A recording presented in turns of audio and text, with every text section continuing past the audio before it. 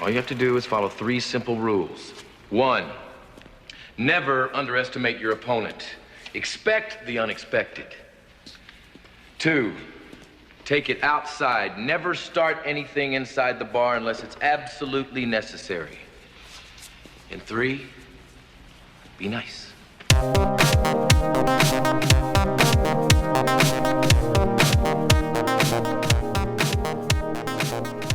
Welcome back to the Last Row Podcast. This is episode 147. We're going to call this one Rebooting Our Unnecessary Reboots and Remakes. Yeah. If you are new to the show, check our website out, thelastrowpodcast.com. Follow us on all the social channels, Twitter, X, Instagram, at The Last Row Pod. Check us out on Facebook. And if you're enjoying the show, hit subscribe on Spotify, Apple Podcasts, YouTube. Please leave us a 5-star review. Thanks to everyone that did so far. Badway, we need to talk about something today here. Yeah. I don't know. Do you feel it? Is this an emergency podcast, Drew? Have we ever done this before? I guess it's like a regularly scheduled emergency podcast. Because what is it? It's Thursday, February 15th, if you're listening to this right now. Yeah, and it's kind of like 3 weeks after the trailer pops. So it's like, it's not really an emergency. It was kind of like, you know what? Us. Hey, you know what? I think we want to do this. I think this is kind of an emergency. Yeah. But I think everybody... I mean, if you're a fan of the show, you've listened to our episode on Roadhouse, which I believe was episode, 6 or 5? It's a long time ago. Probably like almost 10 years ago at this point.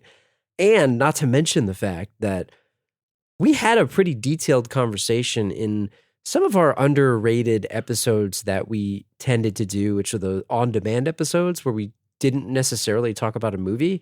And I feel like looking back on the fact that this trailer exists, we have to revisit this topic. So back in episode 25, we created rules for rebooting a movie and we went through them. And I feel like, now's the time where we have to talk about this. It's that much that we need to talk about this instead of doing a regular movie because it's so important. So 9 years later, from our remake episode, we're remaking, rebooting that because we needed to talk about Roadhouse. This is our cash grab here. We have to talk about the Roadhouse remake. This is our money-making scheme, our cash grab, like Hollywood.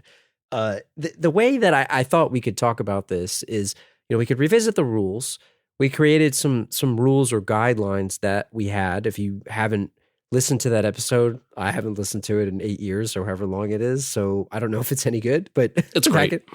Back in episode 25, look, we had a discussion then.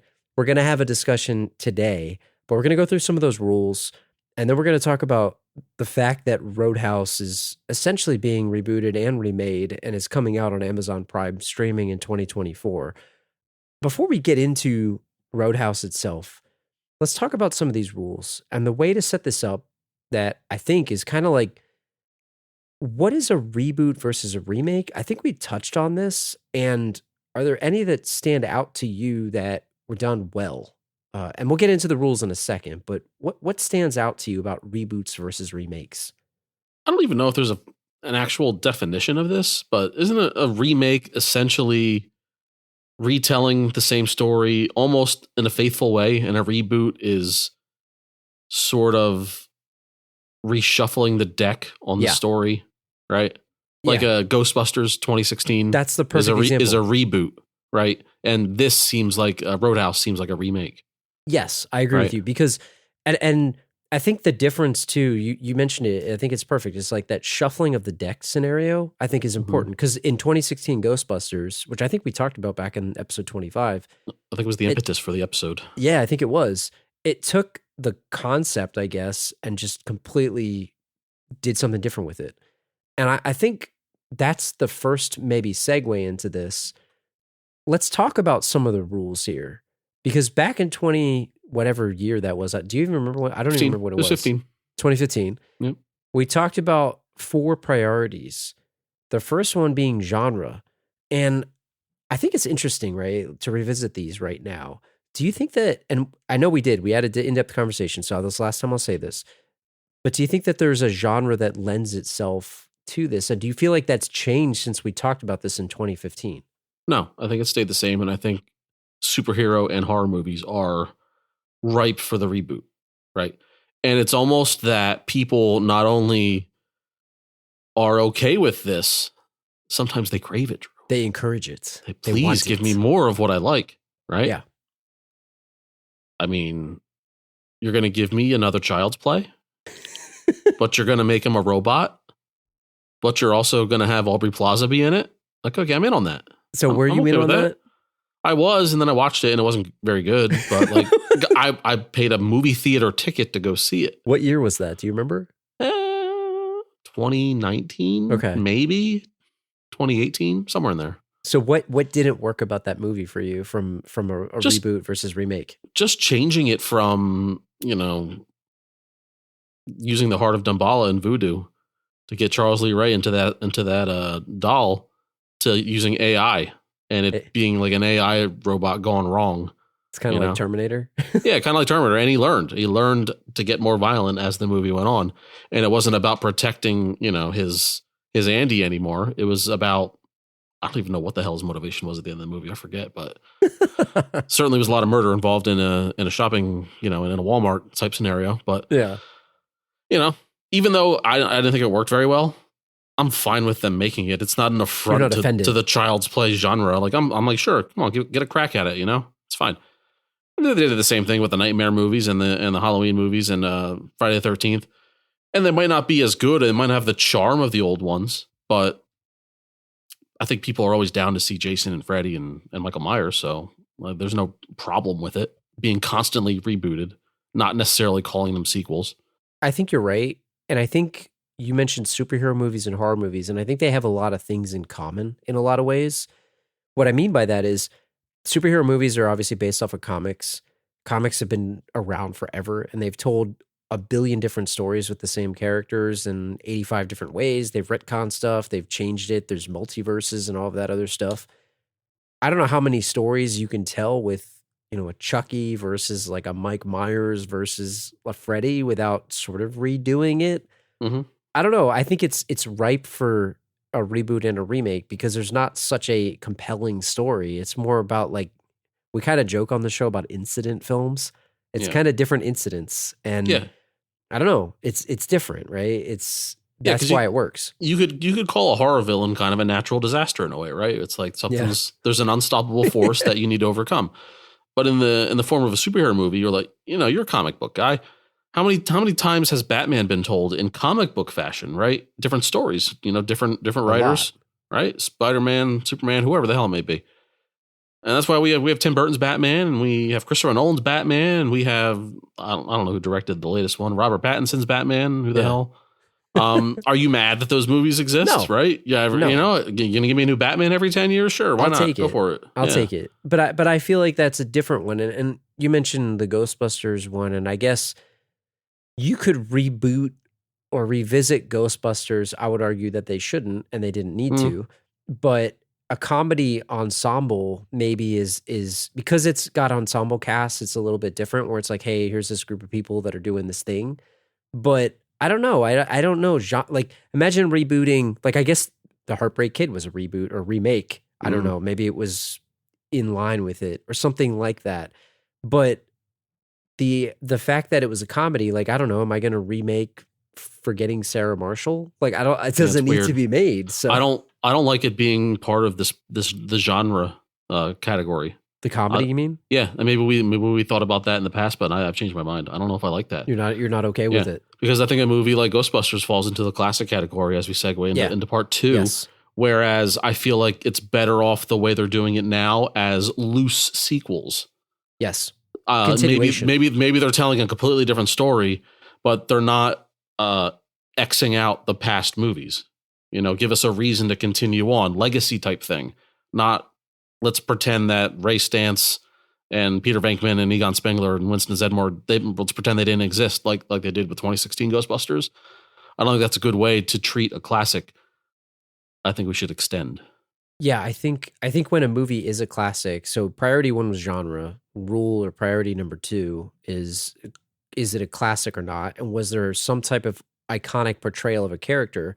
You could use Ghostbusters as a good example there, right? Because Ray Stantz, Egon Spengler, Peter Venkman. Those are iconic portrayals. Like you're not gonna like we always joke we don't do a lot of comedies on this show because we're not funnier than the movie. I would never be claimed to be funnier than Bill Murray. You know what I mean? He's a professional comedian. So it is. You're right. Like, but I think a continuation of a story is a way that you do it. A legacy sequel is probably a better way to continue that story versus trying to recapture the magic, you know? Now, but there's another argument, and maybe this is for another episode. I don't know. I'll go down another tangent of a tangent, but we could also talk about unnecessary sequels that happen 20, 30 years after the fact. Too much time has passed, right? That Matrix movie, the new one? Yeah, right. So it's like, maybe we don't have to talk about that right now. And I'm for the Ghostbusters because give me all Ghostbusters all the time. Yeah, I'm fine with it, right? And I thought that Afterlife was done tastefully, a tasteful, continuation of the classic story. I agree. So I'm not sure if that falls under that category, but it certainly is a do we need it, conversation. Yeah, I mean, like if they made Roadhouse as a sequel now, it's Roadhouse 3 because Roadhouse 2 exists, right? Yeah, that'd be kind of weird, wouldn't it? It would be kind of weird. You're right, and yeah. So I was gonna while we're on Ghostbusters, so someone posited the question, and I forget who. I was on social media, I don't know, and they were like, "Look at this trailer." When the trailer dropped for the new one, right? Yeah. What's it called? Frozen Empire. Frozen Empire. I think it looks great. By the way, they were like, "Look at this trailer." I mean, who would have thought the original Ghostbusters, where it was based around just a couple of comedians riffing, small story. And now we have this huge set pieces. This isn't Ghostbusters. It's like, do you agree with that? Like, no. Does that guy have any kind of like? No. Is there any merit to that argument? Just because it's bigger budget or it's more modernized with like a larger threat on the city than maybe they were able to capture during the the 84 and 89 or is it 90 whatever the hell Ghostbusters 2. Do you think that there's any merit to that? No, and I mean, I guess I understand someone making the argument, but I completely disagree with it because they didn't have the technology to do it, right? Like necessarily. And I was recently on the KenCast. I'll put a link in the show notes where we talked about the Ghostbusters new trailer, and we had a pretty good conversation. Me and friend of the show, Ken Cole, we were talking a lot about it, and some of the things that people have been noticing about that new trailer, and I think again. Maybe it ties into, is it a classic and how do you continue? Like you mentioned, a legacy sequel. Mm-hmm. I think a thing about it being a classic and a legacy sequel is that it reminds me a lot of an episode of the real Ghostbusters cartoon based on the vibe that they're giving off. And I think others have said that too. I'm not going to take credit and like, oh, I thought of that because I didn't. But I saw a lot of people talking about that on X and, wherever else, right? Where? On X. X. By the way, speaking of the KenCast, I mean, it's conspicuous by his absence. Me on that episode, Drew. Now, I know Drew's been trying to replace me, you guys, with Ken. And if there was ever a person in the world that could replace me on the last row, it would be Ken. We all love Ken. So I just wanted to point out that the slow removal, the wiping of Badway away from the internet is happening, you guys. You joined, you were on the KenCast in spirit. I think you left us a comment. I did leave a comment. Hey, I did. He'll tell you this. You're welcome anytime. Yeah, I don't know. I feel like there's there's nefarious actions afoot. I don't know, you guys. Oh man. We'll go. You gonna reboot Last Row with new characters? Here we go. Reboot, remake. You can't see the classic. Badway's a classic character here. You can't remake and recast. Maybe Jake Gyllenhaal. Where's Jake Gyllenhaal of Badway here? Yep. But I got the abs. I'm just kidding. Ken's a great guy. What I was saying about that movie, and I think what's interesting, it kind of makes me think about Terminator, because you had talked about Terminator before this, and okay, let's say they remade a movie and they just called it Terminator, like what they did with Chucky, Child's Play, right? So they remade Child's Play and they made it exactly like that. If they remade Terminator, called it Terminator, and basically ignored every Terminator movie ever that was out and then just remade that, wouldn't that be weird? Blasphemy, right? They'd be saying, what are we doing here? This is dumb. Kind of weird, right? Yeah. Like that's a classic to me. And, there's movies like that where, you could say A Star is Born, that movie was made 4 times over at this point. 2018, I think, was the more recent one. Now, maybe people love the Bette Midler and Chris Christopherson one. I didn't see it. So maybe some people thought that was blasphemy. But that leads us to the next category. How much time has passed? Because I feel like when there's not a huge span of time, Like, what is the cutoff for you? I don't remember if we said it back in 2015 we probably said it. We didn't re-listen to the episode because screw that. Who does that? Besides our dear listeners like us, like we talked about it. So we're done with it. We're just rebooting it now. Whatever I said then, because this is a reboot, it's a loose reboot. We're going to be Hollywood. We're not going to watch the original. Can I be bold? Yeah. Can I say 50 years? I was going to say the same, 50. So here's two schools of thought on it. So 50 years, it gives so much time that the people who care about those movies are too old or to care or to complain about senile. It, or they're dead. All right. So that's what I was thinking. If you want to reboot Ghostbusters in 2034, when I'm well over 50 years old, then by all means, because I'm probably not going to be scrolling Twitter at 54. I hope I'm not, anyways, or 50 or whatever the hell, however old I am. If I make it there, who knows? I might have said 30 years before that, right? I think we might have 30 or 40. It's too soon. I think 50 is good. Yeah, but as a movie maker, as a film maker, movies in this case, not films, do you want to capture that nostalgia? Like, we'll complain about it, but then we'll go watch it. I'm going to watch Roadhouse, by the way. Full transparency. Yeah. I'll complain about Roadhouse with Jake Gyllenhaal, but I'll damn sure be there opening weekend. I'm definitely You're damn right I'm going to be there. It's freaking Dalton. I'm definitely watching it. But that's why they got us, and that's why they don't have to wait 50 years. But I feel like they should respect and make it 50, but they just can't. They can't like wait, you know? That kind of like, we talked about Karate Kid. I mean, we talked about Karate Kid on this show. Like, I never actually watched the Jackie Chan version just because I felt like I didn't need to. I don't care if it was 50 years later. Like, I just didn't need to see it. It was too soon, Drew. And we were, the nostalgia was not a part of it. It was offense.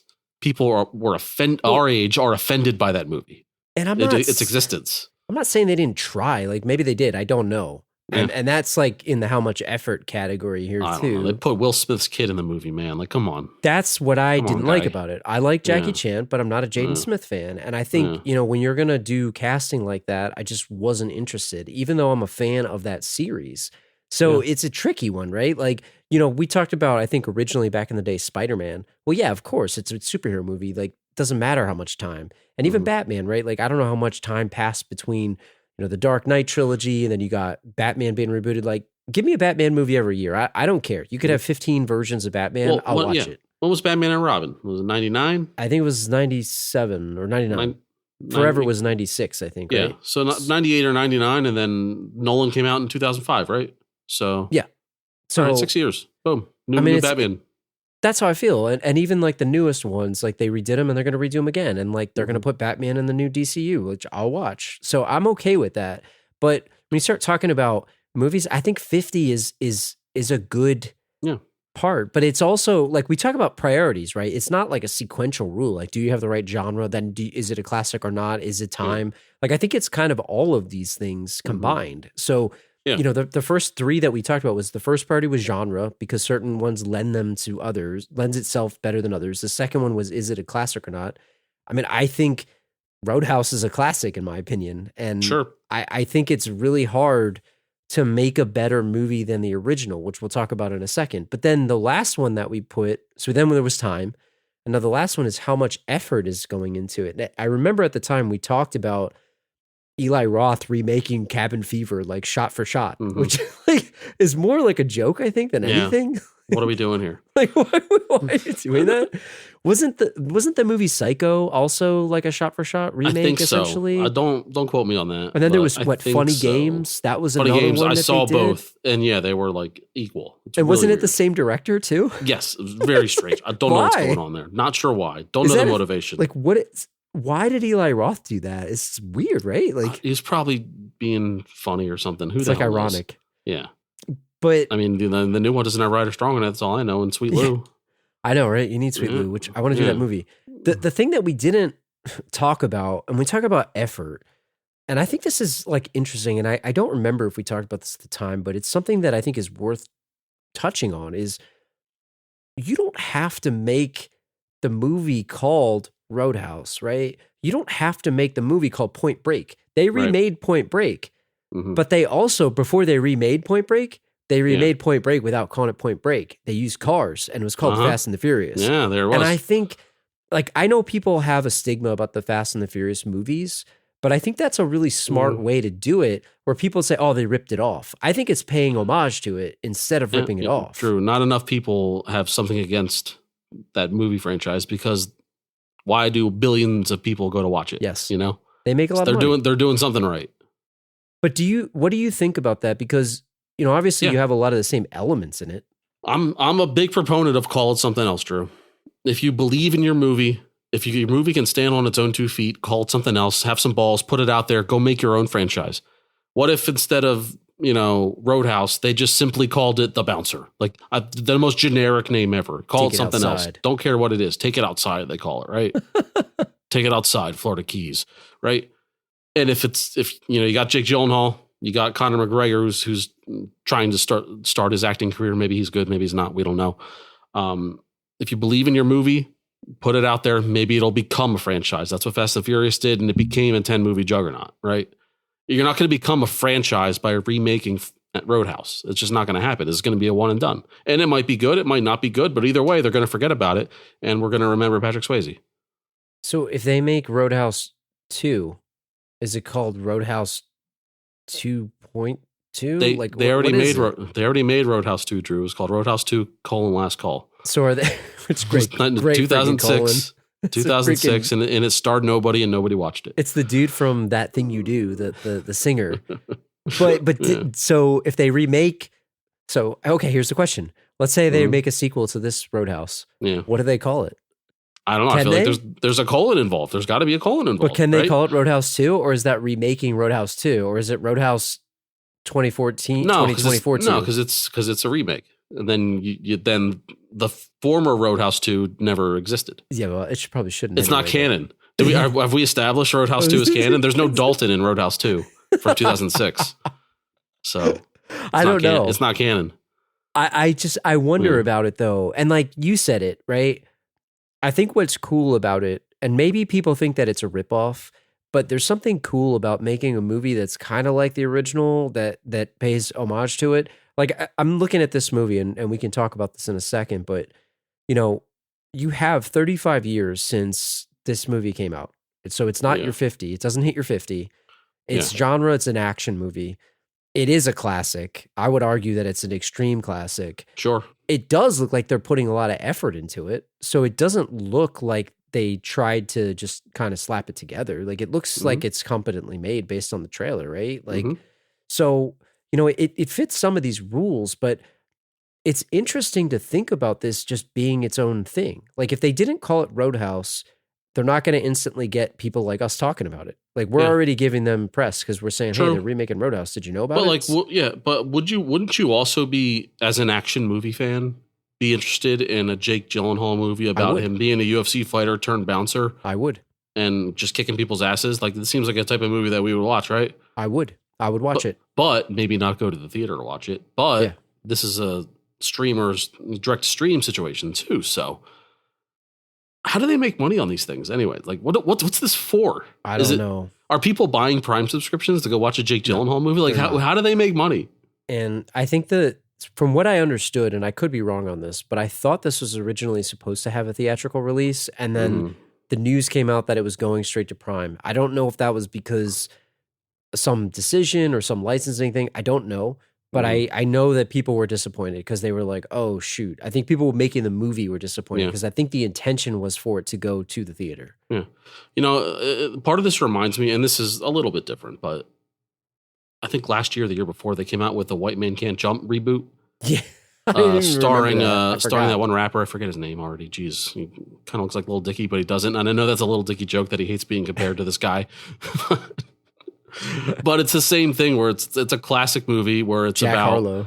Jack Harlow. That's it. And I know Lil Dicky hates being compared to Jack Harlow and vice versa.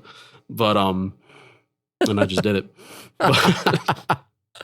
But same thing. You know, the White Man Can't Jump is for the time it's a classic movie. You know, you got Woody Harrelson, you got Wesley Snipes. You can't possibly duplicate their chemistry on screen. And they went and they made a reboot. It was Hulu stream only, and nobody cared about it. No one cared. I I just Googled Jack Harlow, and I don't know why, but like the first picture that came up is like I have to post this, but like he's wearing the most 80s/90s looking thing, and he has this rat mullet. It looks so weird. I'm like, what year is this? No, and it's a little different because Jake Gyllenhaal is a legitimate actor, right? But same type of classic movie from the same era, and it's also being streamed exclusively on a platform. I don't know, man. Just call it something else. I'll go watch it, man. Why can't we just like have our new ideas? And I hate to be a complainer, but oh no, I don't think you're complaining, because I think you're saying you'd watch it anyway, and I would too. I'm gonna watch this movie because I'm interested in it. I'd rather there be more newer franchises. That's how I feel. Yeah. And I think so. You asked me this before, and I don't know if you have thoughts on this, but talk about like what they did with Ghostbusters Afterlife, and bringing some of the characters in. So if you look at Ghostbusters 2016. They had some of the original actors like Dan Aykroyd, Ernie Hudson. I think Bill Murray was in it as well. And they did like a cameo, but they weren't their own characters. I think one of them was like a taxi driver. It was just weird, right? Because it wasn't a sequel. It was a reboot. Right. You asked me this before we started, but if Patrick Swayze was alive, do you think they would have made this movie? And if they did, would he have been in it? Yeah, that's the weird thing. Like, no, I feel like if Patrick Swayze was alive, they would have made a long-term sequel. Roadhouse and Jake 3? Gyllenhaal would have been like the student or something like that. I would like that better, wouldn't you? Yeah. Well, too bad he's dead. So what are you going to do? R.I.P., man. Yeah, R.I.P. But do you think they would have done that, or would he have had like a cameo instead of? That could have happened too. It could have been a cameo situation, which is always weird. When he shows up for a minute, it's almost like why are we even doing this? So another one, a fan favorite, Kickboxer, Jean-Claude Van Damme. Mm-hmm. They made a Kickboxer Vengeance, which was 2016, which wasn't Batista in that? He was, and he was Tong Po, and that was like a remake. So it's like the guy Alain Moussi. I'm probably saying the name wrong, but Van Damme was in it, and he was like the teacher. So it was weird, right? Because I don't think I like that. I like the movie because it's just an action movie, but again, like Kickboxer didn't need to make it. It didn't need that. Right. Just call it something else. But like during Ghostbusters Afterlife, like wouldn't it be weird if there was a montage of Ray Stantz teaching the kids how to be Ghostbusters? Wouldn't that be weird? But I'm glad that he's there, but he's not like, oh, let me show you how it's done. I don't know. That would be really weird. Right? Or Ghost Egon. It's like, it's weird. Yeah.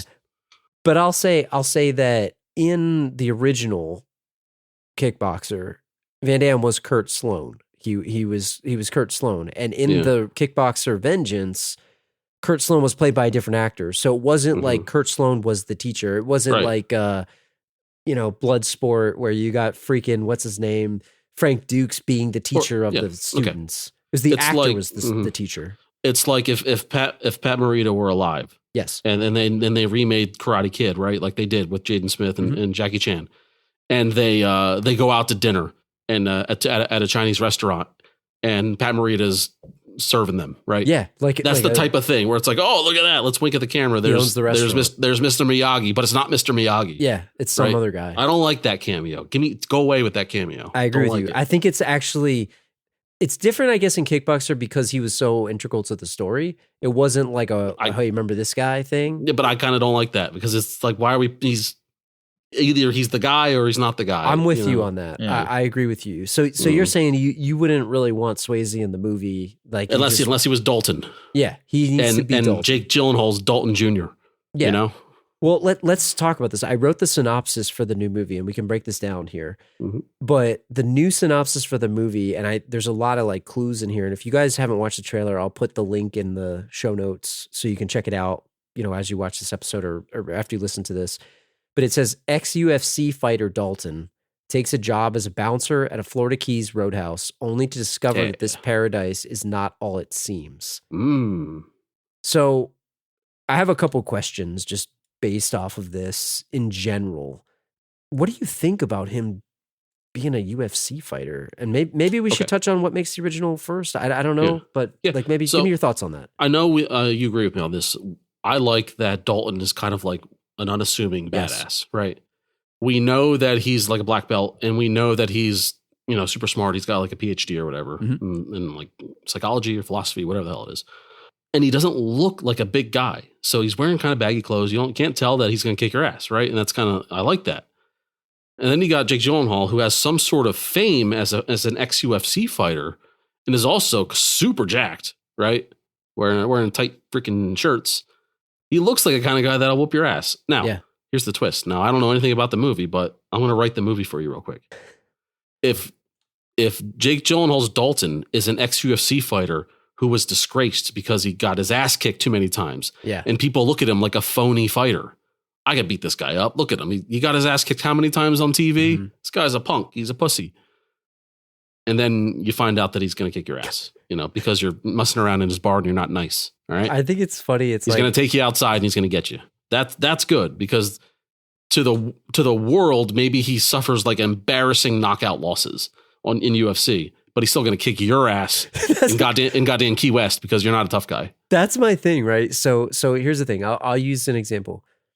Like the worst quarterback of all time in the NFL can probably throw darts in your face. And it's funny that anyone, and I bet there's tough guys out there that think they could kick some UFC fighter's ass. It's like, oh, I could probably beat that guy up. He sucks. Yeah. There's people that if they saw Conor McGregor in a bar, it'd be like, God ain't that tough. Yeah, you have a couple beers in you. When you want to go? The guy will murder you. Yeah. There's stories all the time of wrestlers being like, oh, we're at the, I don't know, wrestler, fake fighting. Yeah. You realize how big of a guy that Randy Orton is, right? He's just a towering guy. And you go up to him in a bar, oh, you fake wrestling pussy. I'm going to kick your ass. You know how badly Randy Orton will murder you? Yeah. It's but people at bars think that way. Oh, it's bar brain. But I think you're right. But even fighting's even worse because look, wrestlers are amazing athletes. They're amazing athletes. Yeah. And I bet a lot of them could fight. But when you think about UFC, I mean, the point is to knock somebody out. Sure. So you're training to do that. Yeah, it's even boxing, worse. too. Yeah, it's even worse. UFC, sure. Yeah, the point is to knock somebody out. So I think and we obviously talked a lot about Roadhouse on episode 6. I don't know if it holds up. Again, it's been almost 10 years. The movie holds up. Let's be clear. The episode. Our episode, we're not sure it holds up. Right. But part of what I think makes Roadhouse such a good movie, at least to me, is that music, man, the 80s camp, Swayze. And I remember at that time, I didn't have the appreciation for Swayze until I really kind of watched this movie. I mostly thought of him as oh, it's the guy from Ghost, or something like that. Yeah, and then they made the joke in 40-Year-Old Virgin. And if you weren't a Swayze guy and then you saw 40-Year-Old Virgin, you're like, Paul Rudd. Yeah, Paul Rudd, you're right. Who is this guy? Yeah, who is he, right? Yeah. But Dalton is such a badass. And I think you're right in that part of what makes Dalton so awesome is that the mystery and the intrigue around him, and you don't really know much, right? It's what happened back in the day. It's he ripped a guy's throat out, but nobody knew that. Mm-hmm. And I think it's all these tough guys that were rolling up in the bar thinking that they were going to kick his ass. And he didn't really fight them. He didn't want to fight them. His whole rule was be nice, right? I mean, that's the thing. And it's just weird. So I think you're right in that I don't know what angle they're going to take. It's hard to tell from the trailer. And maybe we're dating ourselves by this episode now because you won't be able to know. But once the movie comes out, we'll find out. But if they make it guys think that they're going to go to fight him, that'd be one thing. But it seems like the story's more set, kind of like the Brad Wesley situation where there's some type of drug lord that wants to take over and build a resort or something. So they want to knock down this tiki hut. So it's a little bit different. Here's my worry about the new movie. And this is a problem with remaking a movie like this because you can't recreate 80s camp. Yep. Where even during this time, you're watching this movie, you're laughing just as much as you're entertained by the action, right? They're not playing it super straight, even though it looks serious, right? And if you do that for this movie, if you make this the way this movie looks, it looks kind of dark and kind of brooding and kind of almost depressing, along with the action. You hope that there's comedy mixed in here. And I hope there is. Because if they just play it straight and dark and Dalton's depressed and whatever, that's not what this movie should be. Yeah. So it might be generic. And it would make it very generic. And that's why it's hard to recreate not only a classic, but a classic from this specific era of movie. It's very hard to duplicate, recreate, get the spirit of. What do you think of some of the changes that they made? So we talked about the UFC fighter. That's obviously a pretty big change, at least based on what we see. Then there's the setting. So the setting's going to Florida instead of, in the Midwest. There's some character changes we can talk about in a second, but do you think that the change of setting matters at all? No, and I'm fine with. I think the Florida Keys is an interesting setting that doesn't get used enough in movies. It's very, very mysterious. We don't know what goes on in the Florida Keys. Yeah. I visited Key West once when I was like, I don't know, 10, 11 years old. And it was fun, but like, I didn't know what was going on there. I was 10, 11 years old. I don't know about the nightlife. Who the hell knows? It's probably fun. Did you see Arnold Schwarzenegger, by the way? So yeah, I was on the famous bridge. We were driving back, and I have like the old Kodak, the Kodaks. Like a printout. You have to go get your damn film developed back in the 90s, right? So I took a snapshot, and we got it developed, and we got him. It was either him or a stunt double. Couldn't tell. That's awesome. Because it was, who knows if was it was a him or not. Disposable camera, or was it a real No, it was like a real thing where you Okay. couldn't. Yeah, like you had to So it was a good camera, but it was like so we were like sitting in traffic and we were like, ka-ching. And we got a guy who was either him or looked like it. It was That's awesome. awesome. Yeah. That's cool.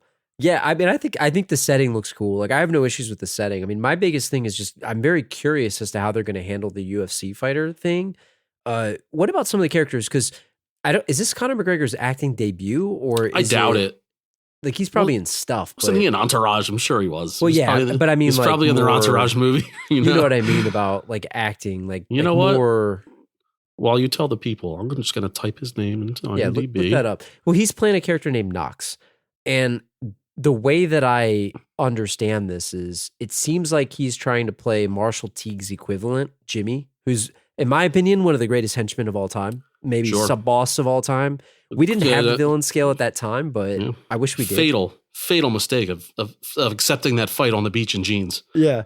You got me just wet jeans. He can't get your kick. You can't get your kicks. You will get your throat ripped out if you fight in wet jeans on the beach. And I mean, I loved Marshall Teague. Like, he's such an awesome like actor in that movie, and he's so good. And he's got like such a badass look. It's the hair, the outfit.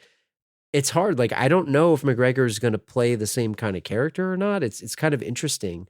And I don't know. Like, I like the idea of McGregor in it, but I don't know how he's going to be. I'll be curious to see how they do it. Okay. So first of all, from the looks of it on IMDb, this is his first acting credit other than video game voices and whatnot. Right. Do you think you are older or younger than Conor McGregor? I think I'm older. Oh, yeah. By 4 years. He was born in 94. I'm surprised. I am surprised. I thought he was I thought he was sneaky 40. And I was wrong.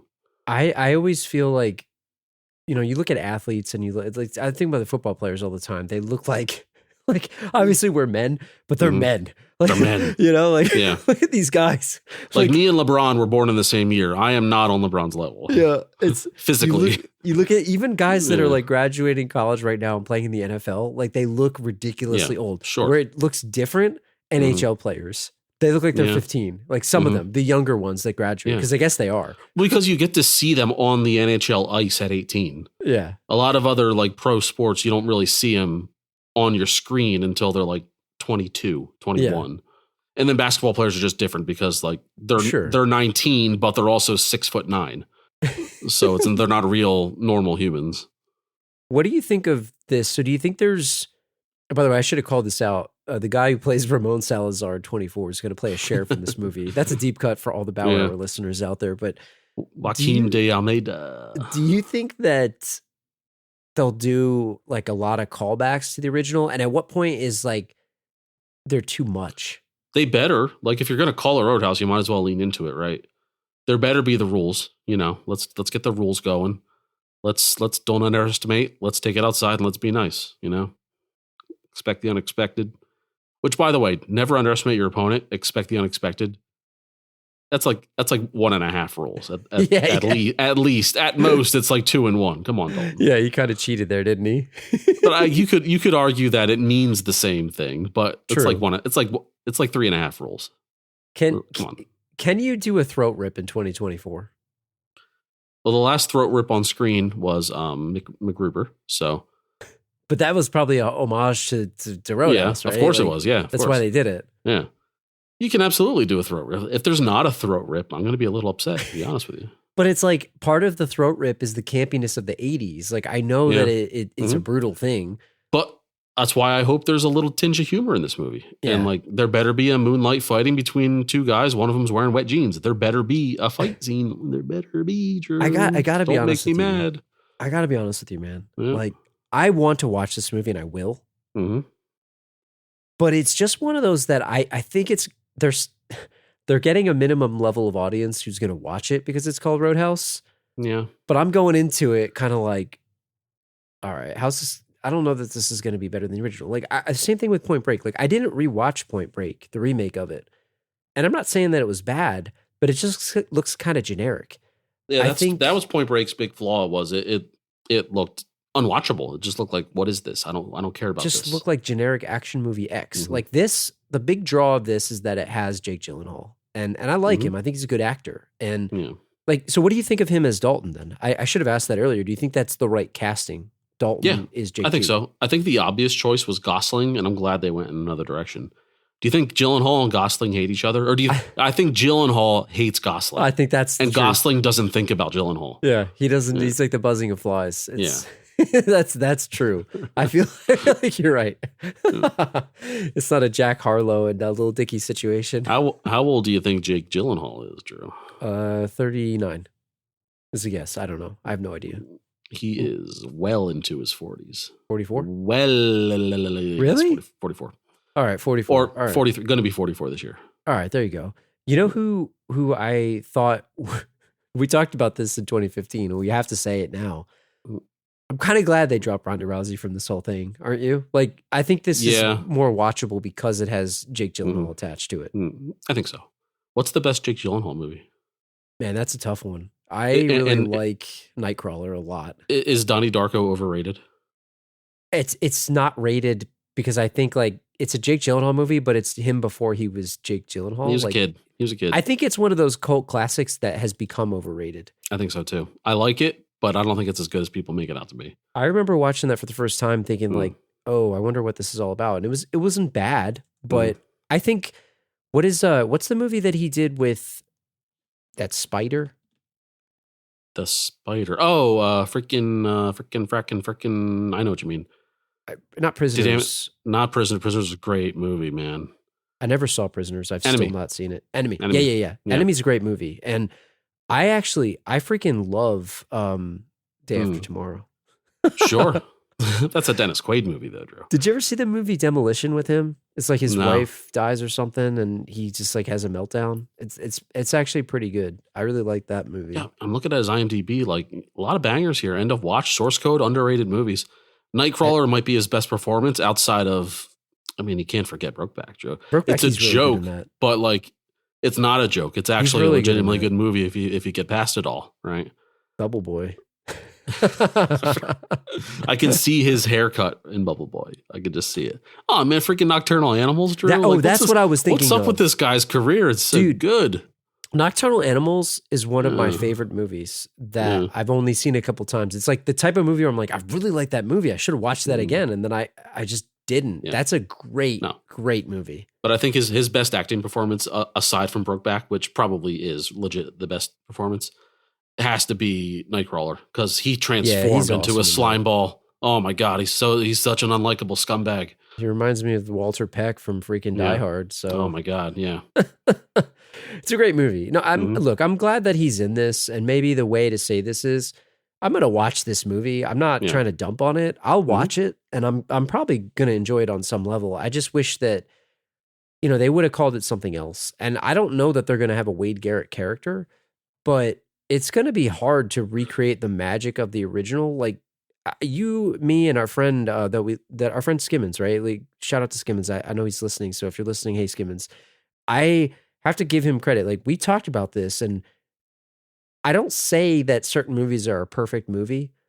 Yeah. But I do feel like if you're talking about a perfect 80s movie, I think Roadhouse is honestly, it's in the top 3. If you were talking about perfect 80s movies, like it doesn't get much better than that. It's true. It's true. You don't think about it until you think about it, which, is a dumb thing to say, but I just said it. How good is Roadhouse? You start comparing it to other action movies. What's the best Arnold movie? I don't know. It's you got to say Terminator of but the it's 80s, also- of the 80s, right? It's So hard, man, because Commando. But it's like Commando. Is Roadhouse better than Commando? Probably. it probably is. probably as much is. as I love Commando, Yeah. it probably is. Mhm. So of all the 80s action movies, and it doesn't even get categorized as quote an action movie because it's kind of like Yeah. a drama action movie. Mhm. I'll be cautiously optimistic and I'll watch this movie and I think we'll see how it goes. But I just think it's going to be hard to match the original. And I'm saying that out of respect for the original because it's just such a great movie. Sure. All right. So I want to know what you guys think. Are you excited for this movie? Are you going to watch it? If you have Amazon Prime, I guess you need to pay an extra $2 so you can watch it without ads, even though you're a fan, whatever. But send us an email, thelastropodcast@gmail.com. I'm really curious about what you guys think. Leave a comment on this episode's page, thelastropodcast.com. Send us a tweet or whatever the hell it's called these days, and X us. What do you say? Isn't that offensive? X us? X us. Like that means cross it out. I'm not sure if Elon Musk thought too hard about it. No, he didn't. At the time. He's like, oh, what's the coolest letter of the alphabet? X. That's all it boiled down to. Send us X is the cool. I mean, look, everybody had X in their handle back in the AIM days. I don't know if that's the coolest. What's cooler than X? Z is kind of cool. Z is kind of cool. So Z-us on Z-us on X. Anyway, hit us up on Facebook, Instagram, wherever you get your social media these days. And check us out on Apple Podcasts, Spotify, and Podchaser. If you guys are enjoying the show, thanks to everyone that took a minute and typed in a 5-star review. Leave us a comment. Let us know what you guys like about the show. And if you have any movie requests, send them in. And we'll be back in 2 weeks. Once every 4 years, we'll hit you up on February 29th. Leap year. We'll see you guys in 2 weeks. Q's pretty cool letter. Is that a weird letter? Q? Yeah, no, Q. It's mysterious. It's mysterious. Q isn't there like a character from Star Trek or something called Q? Or is it like a guy? Like a space movie guy. Yeah. You love space movies so much that you watch space TV shows too. I guess you're right. Q's. I don't know. If I had to say my favorite letter in the alphabet, it's probably X or Z. I gotta be honest. You just go with the crowd, man. I don't know, man. You know what's a good one? J. Solid. Versatile. It's versatile. You could put a hat on it. You could not put a hat on it. You could put a dot on it. You could not put a dot on it.